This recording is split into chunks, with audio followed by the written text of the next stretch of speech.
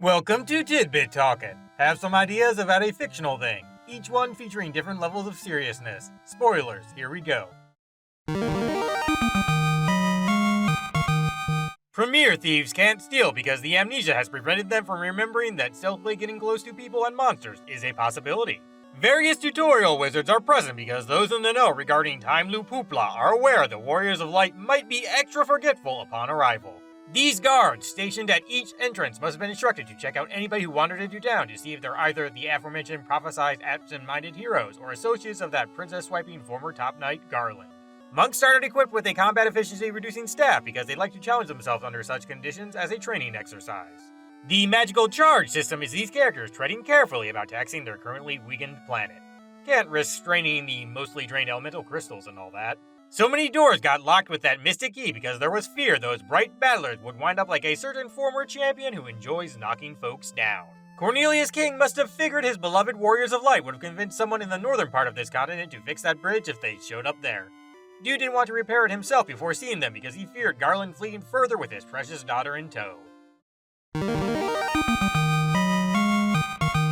The dancing girl knows so much because she occasionally accepts stories as payment instead of gil. Bick decided to take over Provoca because living on the sea itself has started sucking since the water went whack after its powering jewel faced a fiend attack. That's a version of Hyrule's hero who got killed by a malfunctioning magic mirror during one timeline's version of A Link to the Past. Astos needed the Crystal Eye to try and combat any prophecies those elven seers might have received regarding his defeat. The church charges for resurrection because otherwise people would be way more reckless with their more or less infinite lives. Matoya made a bunch of self-using brooms so dust wouldn't gather in enough quantities to obscure her precious mystical vision-providing doodad that just got brought up. She considers this Jolt tonic to be the best potion yet because old age has made her greatly fear falling asleep and never waking up again. This dwarf wants Levystone so he can reach stuff on tall shelves in other civilizations, towns, and castles. The vampire didn't just steal the earth rod itself to definitively protect his master lich because Sada knows much about killing undead bloodsuckers, particularly with that wooden staff. Dirty Demon's whole thing is the reverse of what a corpse normally experiences. He's breaking down the soil instead of it doing that to him. Neat. Her husband sleeps near those graves so non-wife people won't disturb him since they assume he's about to be buried.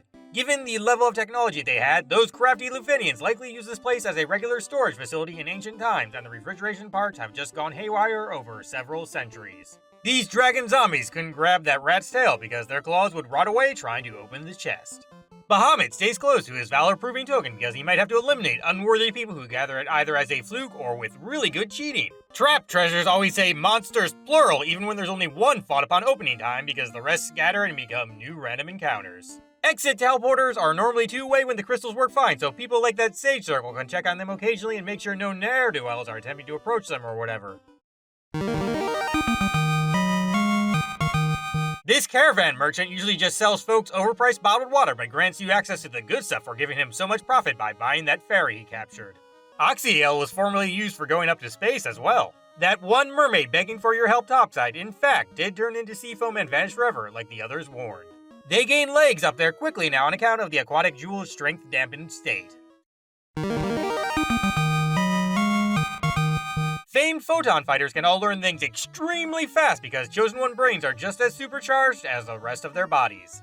This first, blinding version of Snort is shooting boogers into a warrior's eye. Its later game form is a snot bubble moving so fast it blows people away through sheer force. The Flying Fortress used to be in the upper atmosphere, but a lack of maintenance has caused it to lose some altitude. Also, blah blah blah, weakened wind crystal. Adamantite is so sturdy nobody but a master blacksmith can break it down properly. And it's too valuable to risk screwing it up by experimenting with other things. Hence, it doesn't get condensed into a chest here. They deemed Tiamat as weakness-free after it got into a stalemate with Warmech.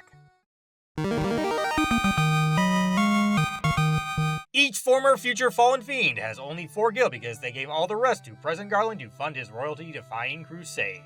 Any and everyone can expertly wield the Masamune because part of its legendary design is ease of use. The definitely horrible and kinda confusing cycle is broken because there's nobody left who remembers any chronology crossing spells. Also, time magic isn't its own discipline here precisely so folks don't figure out how to travel through it and cause more awful shenanigans. The extra dungeons present in some releases, traditional MP systems, and certain colorful variations of main story events are all side effects caused by overused history resetting malarkey creating alternate realities by accident. Oh, and the series is probably just called Final Fantasy because the first game is about the last iteration of an endless loop. Endings are a pain, but all of you are fantastic. See ya.